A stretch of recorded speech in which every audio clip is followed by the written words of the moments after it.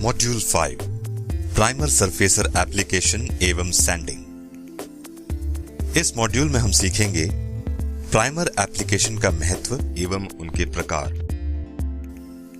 Primer surfacer का application, primer surfacer की sending. Primer surfacer का प्रयोग पुट्टी की सरफेस को आइसोलेट यानी पुट्टी के सरफेस और बेस कोट को एक दूसरे से अलग रखने के लिए किया जाता है। प्राइमर सरफेसर सूख जाने के बाद बेस कोट के लिए सरफेस को पूरी तरह से स्मूथ रखने में मददगार होता है। ऊपर से यह बेस कोट की पैनल सरफेस पर पकड़ बनाए रखने में भी मदद करता है। प्राइमर सरफेसर स्टोन चिप यानी कंकड़ पत्थर से बेस कोट को होने वाले नुकसान से भी बचाता है। प्राइमर एवं उनके प्रकार। एचिंग एडहेजन या वॉश प्राइमर।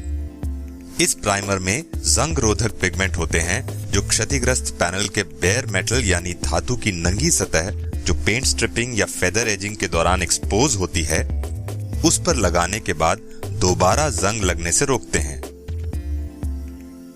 वॉश प्राइमर पर पुट्टी नहीं लगाई जाती क्योंकि ये रिएक्ट करके पेंट में खामियां पैदा कर सकती हैं। वॉश प्राइमर पर पुट्टी हमेशा 2K प्राइमर सरफेसर लगाने के बाद ही लगाएं। Epoxy primer surfacer. इस प्राइमर सरफेसर में 2 कंपोनेंट्स होते हैं, प्राइमर सरफेसर एवं एक्टिवेटर। यह जंग रोधक होता है। चूंकि इस पर फिलर और पेंट सीधे लगाए जा सकते हैं, इसलिए इसका प्रयोग बड़े पैनल्स एरिया के लिए किया जाता है। इपॉक्सी प्राइमर के सूखने में वॉश प्राइमर से ज्यादा वक्त लगता है, इसलिए छोटे एरिया पर काम करने के लिए वॉश प्राइमर और बड़े एरिया पर इपॉक्सी प्राइमर का प्रयोग वांछित है।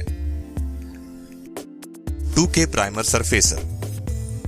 यह 2 कंपोनेंट से बना प्रोडक्ट है जिसमें प्राइमर और एक्टिवेटर सम्मिलित हैं। इसे ईडी कोटेड पैनल्स पर लगाना आवश्यक है ताकि कंकड़ आदि से पेंट सरफेस की चिपिंग को रोका जा सके।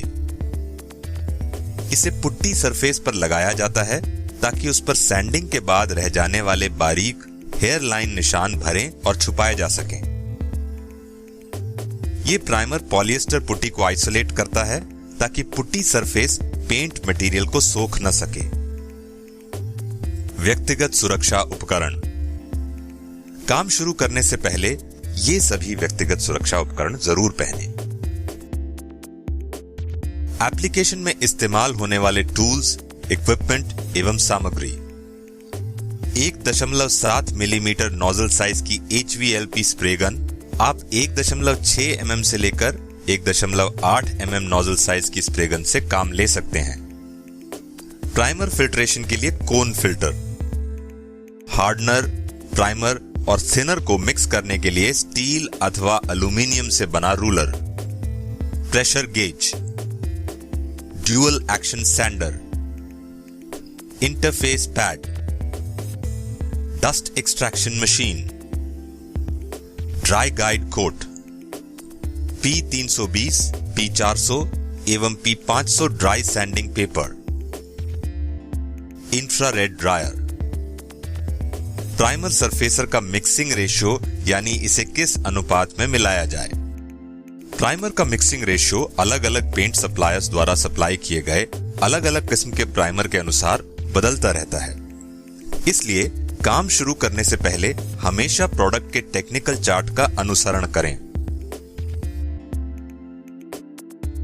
प्राइमर सरफेसर की मिक्सिंग रेशियो के कुछ उदाहरण आप स्क्रीन पर देख सकते हैं।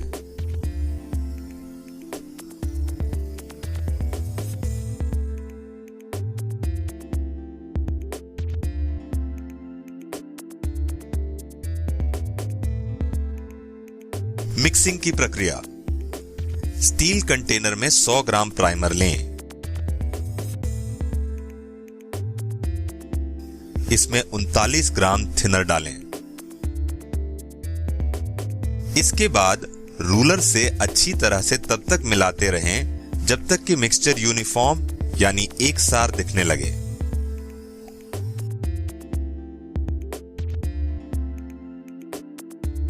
Value shade. वैल्यू शेड बेहतर कलर मैचिंग और पेंट सामग्री के समुचित उपयोग के दृष्टिकोण से बहुत महत्वपूर्ण होते हैं। सिर्फ एक ही रंग के प्राइमर का इस्तेमाल करने से पेंट सामग्री की खपत बढ़ेगी। उदाहरण के लिए, यदि आप हल्के रंग के पेंट के लिए गाढ़े रंग का प्राइमर लगाते हैं या इसके विपरीत गाढ़े रंग के पेंट हेतु हल्के रंग का प्राइमर इस्तेमाल करते हैं। प्राइमर सरफेसर 7 अलग अलग रंगों में तैयार किए जा सकते हैं, जैसा कि यहां देखा जा सकता है। वैल्यू शेड तैयार करने के लिए प्राइमर सरफेसर के सफेद, ग्रे यानी सलेटी एवं काले रंग के 3 मास्टर शेड्स में से किन्हीं भी 2 मास्टर शेड्स को अलग अलग अनुपातों में मिलाना होता है। Primer surfacer application process. Primer surfacer में एक्टिवेटर और थिनर की उपयुक्त मात्रा मिलाएं। इन्हें अच्छी तरह से मिलाएं ताकि पूरा मिक्सचर एक सार बन जाए। अब इसे पेंट स्ट्रेनर से छानते हुए स्प्रे गन में भरें। सैंडेड एरिया पर प्राइमर सरफेसर का पहला कोट लगाएं। पर्याप्त फ्लैश दें। Flash off time paint supplier के निर्देशानुसार तय करें। अब दूसरा कोट लगाएं। सरफेस को सूखने के लिए पर्याप्त समय के लिए छोड़ दें। प्राइमर सरफेसर को 20 डिग्री सेल्सियस तापमान पर सूखने में ज्यादा से ज्यादा 60 मिनट लगते हैं। इंफ्रारेड ड्रायर से यह 6 मिनट में सूख जाता है। प्राइमर सरफेसर के सूखने का समय सप्लायर द्वारा दिए गए निर्देशों के अनुसार तय करें। प्राइमर सरफेसर की ड्राई सैंडिंग का तरीका। सैंडिंग शुरू करने से पहले यह सुनिश्चित कर लें कि प्राइमर सरफेसर पूरी तरह से सूख गया है। यदि नहीं, तो उसे पूरी तरह से सूखने के लिए पर्याप्त समय दें। प्राइमर सरफेसर लगे एरिया पर गाइड कोट एप्लीकेटर की मदद से ड्राई गाइड कोट लगाएं।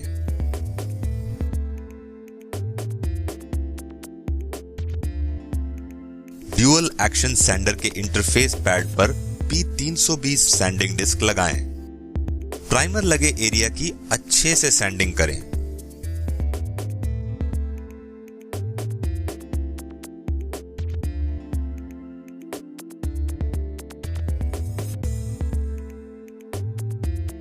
सैंडेड एरिया पर दोबारा ड्राई गाइड कोट लगाएं। अब ड्यूअल एक्शन सैंडर के इंटरफेस पैड पर P400 सैंडिंग डिस्क लगाएं और प्राइमर लगे एरिया और उसके आसपास के एरिया की भी अच्छे से सैंडिंग करें।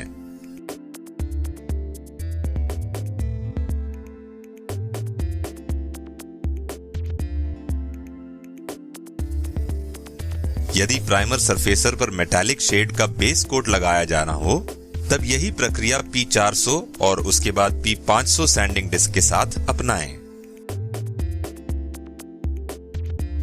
सावधानियां। प्राइमर में एक बार एक्टिवेटर मिला चुकने के बाद उसे फौरन उसकी पॉट लाइफ के भीतर ही इस्तेमाल करें और मटेरियल की बर्बादी से बचें। पॉट लाइफ का मतलब है एक्टिवेटर युक्त मटेरियल को इस्तेमाल करने की अधिकतम अवधि, जिसके बाद वो मटेरियल इस्तेमाल करने योग्य नहीं रहेगा। यदि सरफेस पर जंग लगा हो तो पहले जंग निकालकर ही उस पर जंग रोधी प्राइमर लगाएं। एप्लीकेशन शुरू करने से पहले स्प्रे गन का एयर प्रेशर एडजस्ट करें। यह सुनिश्चित करें कि गन से मटेरियल ठीक से फ्लो कर रहा हो। स्प्रे पैटर्न को भी एडजस्ट करें। वेट सैंडिंग कतई न करें, क्योंकि इससे पैनल पर जंग लग सकता है और उस पर ब्लिस्टर यानी फफोले जैसे डिफेक्ट्स भी आ सकते हैं। इस्तेमाल करने के बाद हर बार स्प्रे गन की सफाई करना जरूरी है। यदि प्राइमर सरफेसर गाड़ी के सिर्फ एक ही पैनल पर लगाया जा रहा हो, तब भी पूरी कार की मास्किंग की जानी चाहिए ताकि अन्य एक्सपोज्ड पैनल्स को ओवर स्प्रे से बचाया जा सके। इस स्किल यानी हुनर में माहिर बनने के लिए और अपने काम की क्वालिटी सुधारने के लिए लगातार प्रैक्टिस करते रहना बहुत जरूरी है।